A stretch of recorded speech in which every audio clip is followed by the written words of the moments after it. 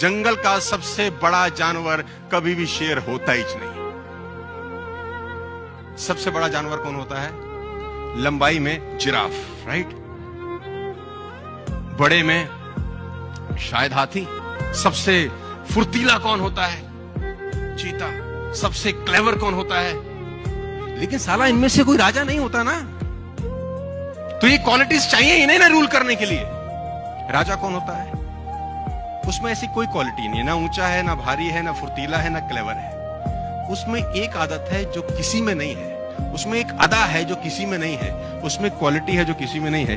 इसका साले का बिलीफ सिस्टम बड़ा गजब है। इससे किसी ने पूछा कि तू राजा क्यों है, तेरे में तो कैसी कोई क्वालिटी नहीं। क्या बोलता है? बोला मुझे लगता है मैं राजा हूं, इसलिए मैं राजा हूं। मुझे लगता है मैं राजा हूं। अब इस बिलीव सिस्टम से होता क्या है? एटीट्यूड चेंज होता है, एक्शन बदल जाता है।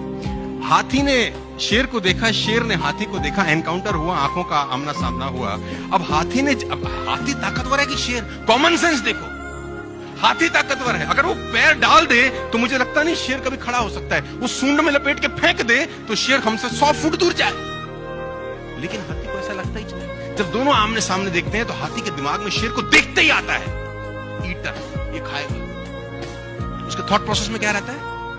अब शेर ने जैसे हाथी को देखा, उसके थॉट में भी आता है लंच, मैं इसको खा सकता हूं। तो जो जैसा सोचता है वैसा ही एक्ट करता है। हाथी डिफेंसिव मोड में जाता है और शेर अटैकिंग। लेकिन हाथी क्या शेर से ताकतवर नहीं है? तो जवाब है। लेकिन वो वैसा फील करता है। लेडीज एंड जेंटलमैन, आप फील करना शुरू कर दो कि आप सब लोग अगले 1 साल में रूल कर सकते हो। आपका एटीट्यूड चेंज हो जाएगा, आपका एक्शन प्लान बदल जाएगा।